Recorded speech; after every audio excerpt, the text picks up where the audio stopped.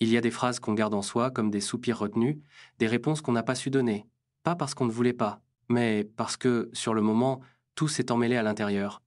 Je suis resté là, silencieux, avec des choses à dire, mais rien qui veuille sortir correctement. Tu m'as parlé, et j'ai senti que quelque chose en moi cherchait la bonne manière, la bonne formulation, la bonne émotion.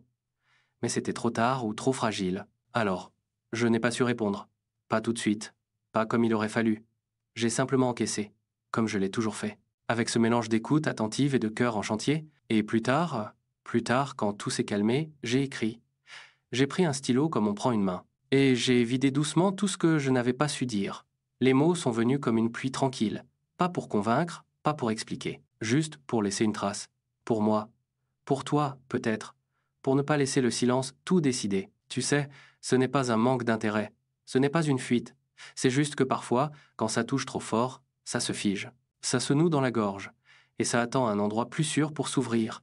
Alors j'écris. J'écris ce que je n'ai pas crié. J'écris ce que je n'ai pas osé murmurer. J'écris pour comprendre, pour recoller, pour relier. Je mets des mots sur l'absence, sur le trop-plein, sur la tendresse maladroite. Et tu sais quoi? Ce n'est pas grave si je n'ai pas su répondre tout de suite. Ce n'est pas grave si les silences ont parlé avant moi. Parce que maintenant, il y a cette lettre, ou ce message, ou ce carnet griffonné dans le coin d'un lit. Et c'est ma façon à moi d'exister dans ce que j'ai ressenti, même avec du retard, même en silence. Peut-être que toi aussi, tu écris quand tu ne sais plus comment parler. Peut-être que toi aussi, tu as une pile de mots restés dans ta gorge trop longtemps. Et si c'est le cas, sache que c'est beau, c'est précieux. Ce n'est pas une faiblesse, c'est un langage parallèle, une traduction de l'âme. On n'est pas obligé d'avoir une répartie parfaite. On n'est pas obligé de répondre du tac au tac. On peut répondre autrement, avec un poème, avec une lettre, avec un j'y ai repensé, avec un silence qui s'explique après coup. Il y a des gens qui parlent avec leur voix, et d'autres avec leur plume.